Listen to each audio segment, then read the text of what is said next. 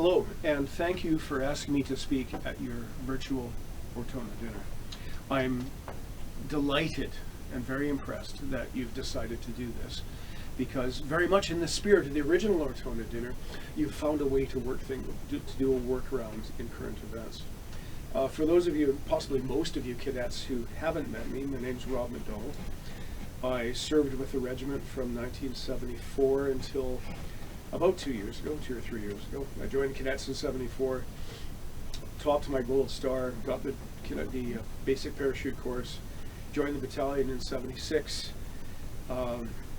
rose through the ranks, got commissioned, retired in 2003, and carried on as museum curator until eventually I ran out of things to do. And now here am I, being useful again by passing on those stories, because when I was preparing this, I had this sort of bittersweet recollection, this realize that as you are, so was I. When I first attended my first Ortona dinner, I was 15, and sitting with the men who'd been there.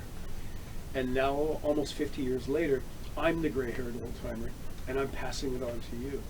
And I want you to listen. I want you to remember, because one day, and it may be 50 years from now, you're going to be a gray-haired old-timer, and you're going to be telling another generation of Seaforths, and that's how it should be. That's how it must be. So thank you. Ortona, yeah, the Seaforths were part of the 2nd Brigade, 1st Canadian Division, and if you want the actual detailed history, I've included some links in the paragraph accompanying this video. Also a link to the regimental history, which is extraordinarily well written. And the purpose of that history was really to act like a souvenir program for the people that had been there. Because oftentimes when you're on a campaign, in any time really as an infantryman, you know what you can see and what you've been told, and that's it. And it's not till years later, publication of a history, where everything's put in context for you. So the Seaforths have landed in Sicily, July 10th, 1943, scattered resistance on the beach, and resistance heightening from the enemy as they moved inland. And that's actually my first Ortona dinner story, about 1979 or so, because I was a member of the Pipes and Drums. I'm sitting between two old guys. Now, I don't consider them old now, but they were of the World War II era. One of them was a World War II veteran, great friend of mine. And he had been telling me about the landing at Salerno in Sicily, and how the first wave had gone ashore, established the beachhead. Now the second wave was bringing the vehicles ashore. He's driving a lorry, a truck, 2.5-ton truck, and in front of him is a jeep in the landing craft. The landing craft hits the beach, the ramp goes down. Now the enemy had been sending scattered artillery. I don't know if they'd registered the target because it was pretty sporadic, but the enemy had been sending occasional shells coming in downrange. The ramp goes down, this jeep ahead of him, as he says, there's a jeep ahead of him driven by a Seaforth Highlander. The ramp goes down, the jeep drives into the surf, gets up onto the beach, and wham, a shell hits it. Broke the windshield of his own vehicle. He wraps his hat around his fist and punches out the windshield to see, and the jeep, which was there, and its driver is just gone. And I sit and I listen, I reflect on that. That's a really dramatic way to enter the war. And so I sat and chatted with him for a few minutes about that. And then I turned to the other fellow who I knew to look at. I didn't know much about him. He was sort of a local celebrity, but he was always hanging around. But I never saw him wearing the regimental badge. I never saw him wearing medals. So I asked him as politely as I could, because frankly I didn't like the guy very much. I said, pardon me for asking, but why exactly are you here? And he said, well, I'm here in memory of my brother. He was a Seaforth, and he was killed in the landing on the beach at Salerno. He was driving a vehicle. He was driving a jeep off of a landing craft, and a shell hit him and killed him. And I stopped, and I looked at him, and I said, I'm going to change places with my friend Al here, because he's got a story that I think you need to know. And that sort of coincidence is astounding. If I put that in a story that I'd written, people would think it was ridiculous, but it happened. In any case, from Sicily. Now I should say as an add-on here, I wasn't able to pull the Zoom thing together because I'm going to be actually at work when you're having your dinner. So I've got my PowerPoint to one side, which I'll be referring to keep me on track with my lesson plan here. So the person who's controlling your PowerPoint for your actual Zoom presentation will be feeding his cues for me, I suppose. So when we look at the map, we can see the red arrows from the landing in Sicily up the boot of Italy. So the Seaforth had fairly stiff fighting through Sicily. They cross at the Messina, and they start heading up the boot. And it isn't until they get about maybe a quarter of the way up that their division is back into action again at Borello. And then after that, the action becomes, the enemy contacts become more and more frequent. And when we look, until eventually Ortona, and then the Hitler line, and then the Gothic line after that. Now, scrolling to the next image, I just wanted to show you what the sort of kit that they wore. You can see the desert KD khaki drill, which was about the weight of jeans, jean jacket and such, and the woolen battle dress for the heavier wear, with the pattern 37 webbing and the Lee Enfield rifle. It was extraordinarily hot, of course. It was basically a desert fight. So as you can see in these images, they're dressed comfortably, or at least as comfortably as one may. Now, referring back to the map, as I said, as they're moving, because that was July, by October, they're moving up past the spur of the boot, as it were, on the Adriatic coast there. And it's starting to, the weather's moving on, the season's moving on, it's starting to get cold, it's starting to get wet, and it's starting to get muddy, as we see in this picture of the crossing at Shithouse Crossing on the route north. Now, approaching Ortona, and I've got an image here of both a tactical map and Google Images to show you. What immediately strikes me looking at these is how very close these famous names are. So when we look at the battle honors, the Moro River, San Leonardo, the Gully, Vino Ridge, and then in Ortona itself, they're only a few kilometers apart, if that. And if you've one day, if you go to the infantry school in Gagetown and you're doing exercises on the Lawfield corridor, I'm sure you'll get a bit of a greater sense of this, because pretty much what was happening was they would encounter enemy resistance, they would encounter a defensive position, they would fight it successfully, and then no sooner had they got moving again, the next terrain feature, they would be hit again. So to have these three battle honors grouped of the Moro, San Leonardo, and the Gully, barely a kilometer or so apart, the fighting was incredibly intense, building up to Ortona. Now, what we know now, that they possibly didn't know then, was that the enemy was fighting a delaying action specifically to give themselves time to finish constructing the Hitler line, a major defensive position just north of the Miri Valley. So as we see this image of Ortona, both from Google Maps and from a tactical map at the time, the town hasn't changed that much. There's a port facility where once there was just a beach. The town's moved a little bit south, but it's essentially the same. And it's essentially a medieval town, constructed of stone.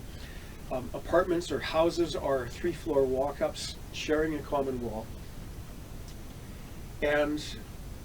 But the Seaforth didn't know that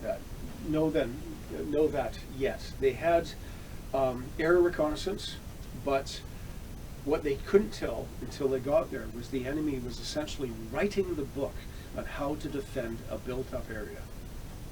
And when they reached there, they were going to have to write the book on how to clear a built-up area, learning fast, learning lessons on the go with no chance to get it right, no second chance at anything. Now we have this picture here of a patrol advancing towards Ortona, seen in the distance. And this is one of the reasons why I would never miss an Ortona dinner in the past, because I never knew what story I was going to hear next. I told you that earlier story, that amazing coincidence of a fellow whose brother was killed on the beach and the fellow who actually saw it happen. Well, here's another, a simple, not quite as profound a story, but we have this image up of the patrol walking north, advanced to contact towards Ortona. About 5 or 6 years ago, one old fellow in the audience at the Ortona dinner when we were still at Jericho, he looks at this picture and he says, "Hey, that's me." He's the fellow just beyond the fellow crouching on his heels with his medic's bag over his shoulder. I believe he gave us all the names of the patrol. But moving on, they approach the city and they start moving into the town. Now this is where they were about to encounter an extremely unpleasant surprise, because, again, as I said, the enemy had literally, and extraordinarily talented people, had written the book on how to defend a built-up area. So soldiers are moving down these streets, and then they discover that if the way is easy for you to walk, it's almost certainly because you're under enemy fire, that you're being led into a trap. You're being canalized, to use their canalized, to be sent into drawn into a position where the enemy can get you. And the advance slowed down a little bit because, again, you're learning as you go. And I know fellows veterans who've been in a similar situation, that after a while you feel like your eyes are practically out of your head on stalks. That you're looking at every window. Why is that window open? Is there a shooter there? If that shooter is there, if he's right-handed, his weapon's going to go that way, so I should be over there, kind of thing. You're learning as you go, learning extremely quickly, and again, no time to get a second chance. Because, of course, everything was covered, every way was covered by snipers. I don't know if we look at the real histories, maybe they can tell us, because again, I'm giving you a social history. The real histories can probably tell us about whether the enemy had forward observation officers directing artillery fire, but they certainly had anti-tank guns, they certainly had snipers, the place was packed with infantry. So and of course the town's been heavily bombarded, and strategically, charges have been strategically placed to blow down walls and such like that. So with the Canadians, the Seaforths, the Princess Patricia's Canadian Light Infantry, the Loyal Edmonton Regiment are quickly learning is that if the way is easy, it's trouble. You're going to get killed. So you got to find the most difficult way to get through, which is going to be the safest. Possibly a bit of a life lesson there as well. So as we look, continuing through these images of the destruction of the town, and by the way, the civilian population had not been evacuated. They're all still there, cowering hiding in their bombed out apartments. It's horrible. Something like 1,300 of them were killed, which I think was higher than the Canadian casualty rate, actually. So so as we move forward, because artillery fire is being brought down, tank fire from a distance, and I'm not sure about how much close tank support they had, because of course you get a tank. A tank's really limited where it can and cannot go. It finds itself going down a road, and all of a sudden it's bracketed by anti-tank fire and destroyed. Now here we look at a picture which I've been told is Dead Horse Square, but somebody else disagrees with that. If we look at the image, we can see on the right 3 medics dealing with a fellow who's just been shot. That's on the right. On the left, we have a fellow in overalls walking. He's the tank commander from the North Irish Horse, who had just been shot through the face as his head was sticking out of his tank. A medic is with him. In the distance, on the left-hand side, we have a couple of tanks laying down suppressing fire, and we can see from the dust that their guns have just fired. And a medic is running on the center of the picture. It's a brilliantly framed picture, by the way. This medic is running straight away from the camera towards what I believe is a casualty in the killing ground right there, because there's a sniper somewhere up in that right-hand building, which the artillery is laying down, or the armor is laying down suppressing fire. Curiously, at the top of the photograph, we have what appears to be a man standing at the top of this bombed-out apartment. I would give a substantial sum of money to find out who that was, whether that was a enemy forward observation officer directing fire, or what. Big mystery. I'm never going to learn the answer to that question. So, as I said, as they're fighting through the streets, and actually avoiding the streets, because you're constantly looking to see where fire could be coming from. You're staying away from open areas. You're fighting through buildings, and you're basically throwing away many of the lessons that you've learned in battle school and field training exercises and previous campaigns. previous fights, say for fighting in Sicily and such. So they're coming up with new survival methods. Finding a place where you can find cover from fire and observation is absolutely paramount. Speed and violence, of course, the rule of the game, in with rifles and bayonets. Now, I've had many conversations sitting next to Ortona veterans over the years, and again, it was riveting to listen to some of these chaps, because again, they learned that the most successful way to deal with this was they would storm a house, and a house is 3 floors, including maybe 4 floors, including the ground floor, first floor, and so on. You would establish a foothold on the ground floor. You would fight your way to the top of the building, room by room, grenades, followed by a bayonet charge, followed by rifle fire and such like that, to the top of the building, and then you would they came up with a technique called mouse holing, which is basically a satchel charge of explosives, like a gym bag, basically, or a small athletic bag full of explosives, placed against the wall. I don't know what timer charge or whatever they use to fire the things, but you light the thing, you get it out of the way, it blows a hole through the wall, as we see a picture of a fellow looking through a mouse hole with his fingers crossed in this image. You blow a hole, you throw in a couple of grenades go off, you run in and you shoot anything that's moving, frankly, anything that isn't moving. You've established that room, and then you fight your way back down to the bottom floor and then up again. It's exhausting, it's terrifying, and it is incredibly expensive in manpower, because once you've cleared a room, you need to secure it. You have to leave a couple of people there. So it's a constant drain on your manpower as you move through this.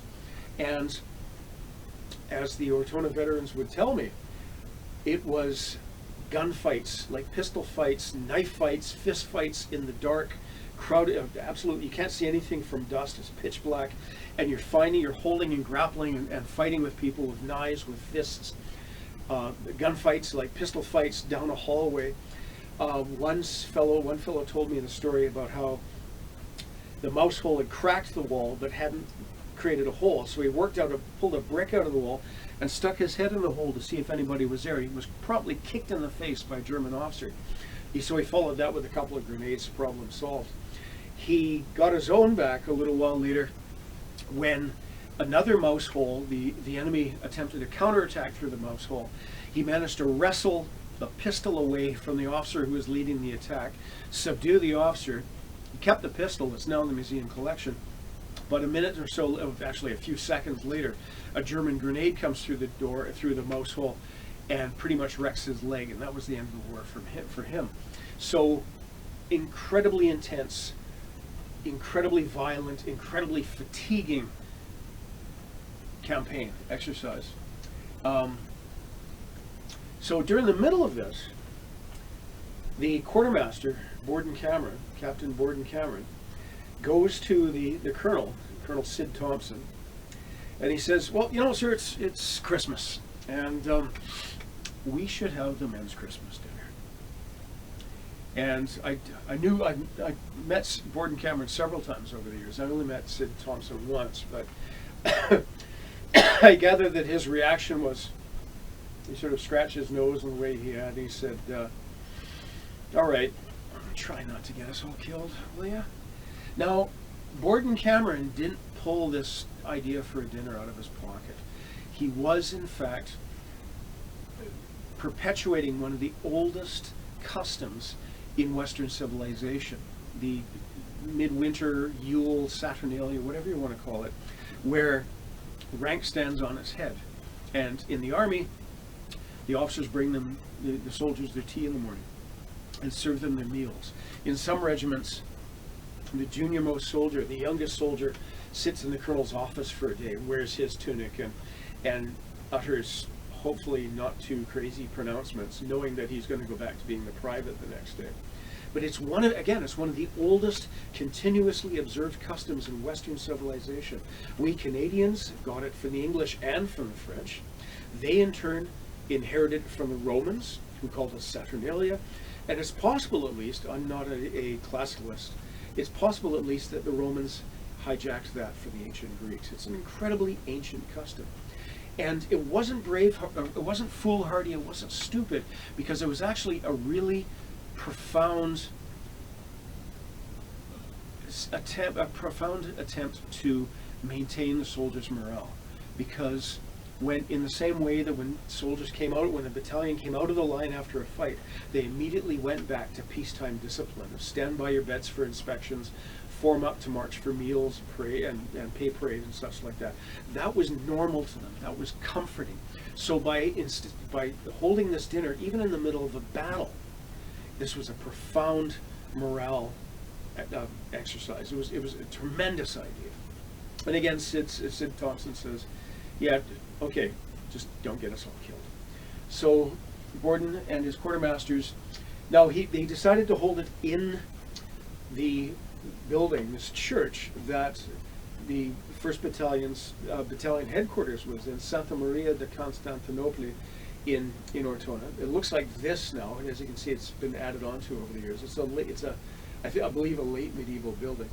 But it didn't look quite so good back then. And one of the things I'm sure, as we look at this image of the burning vehicles next to the church, is that a day or two before, the enemy artillery had got the range right and had dropped a shell smack into that area next to the church, and killed a couple of guys, destroyed several vehicles.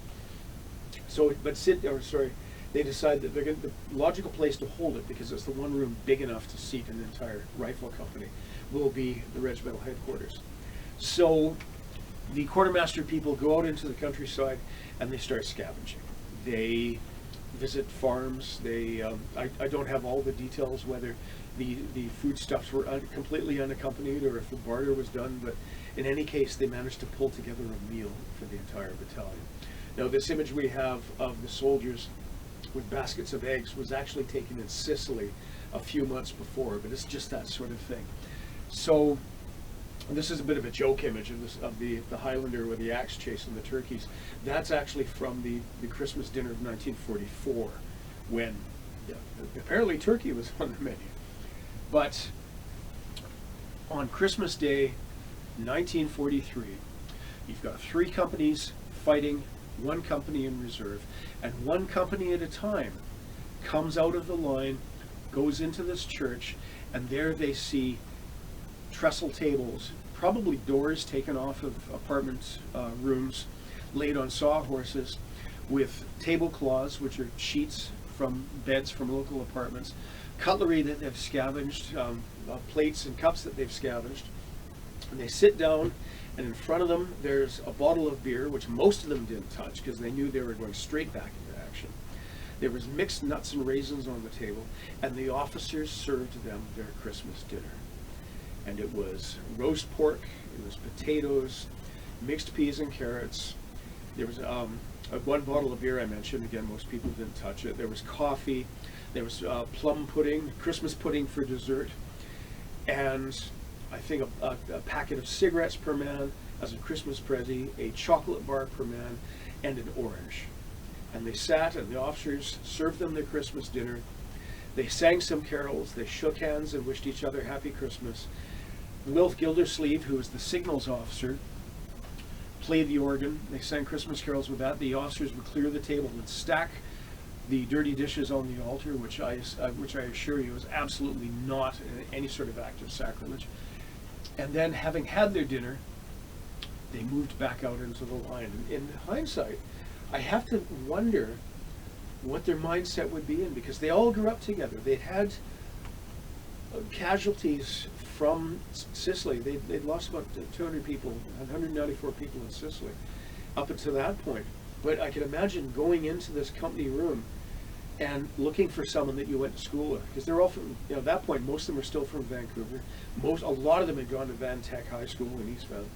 Going into a room and not seeing that friend of yours that you've known since elementary school, and wondering, is he okay? Did he just not come to the dinner? It could be heartbreaking, right? So they sat down, they had their dinner, and then they moved back up in the line. So each company would come out of there and do a relief in place, which is actually an extremely complex, extremely dangerous tactical maneuver, where a company which is in active presence of the enemy is replaced by another company getting in their place and taking their position and taking on the fight, and then those guys withdraw. And it could be compared to driving down the highway and having the passenger get in place while you're driving and take over the controls of the car while you're driving, and then you getting out of the seat. It's that difficult and even more dangerous than that. Now, not everybody went.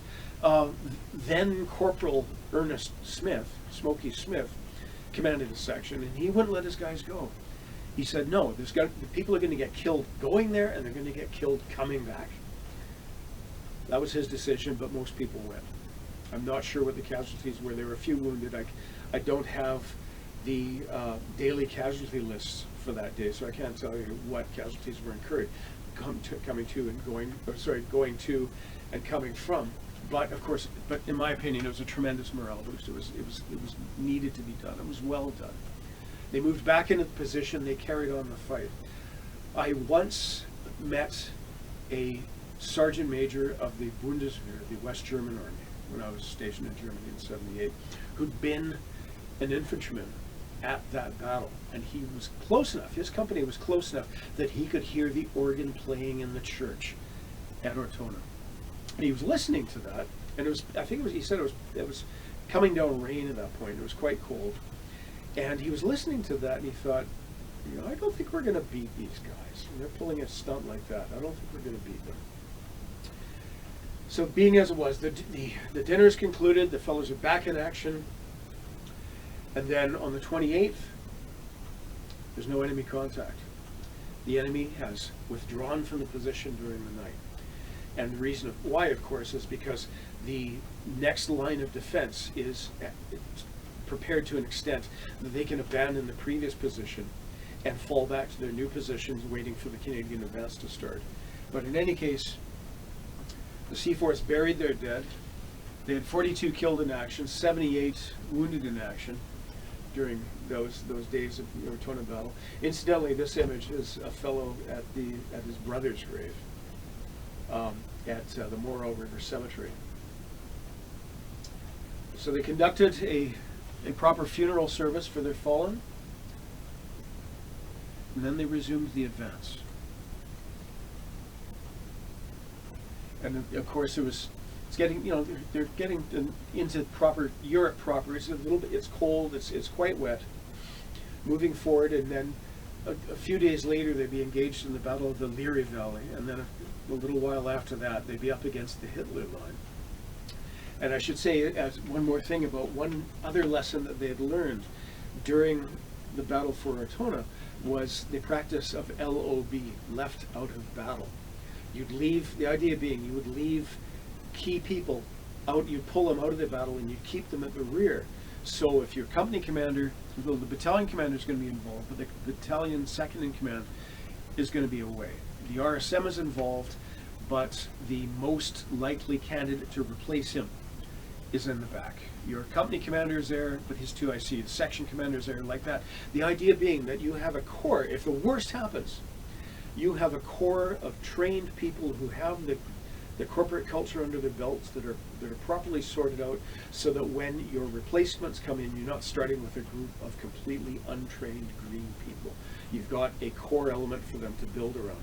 And that was going to be vital a very few weeks later at the Hitler line, because as I'm told, just about every leadership position became a casualty, wounded or killed. The battle was started by the officers and the sergeants, but it was finished by the privates and corporals, because it was privates and corporals that wound up leading and carrying on and establishing the position.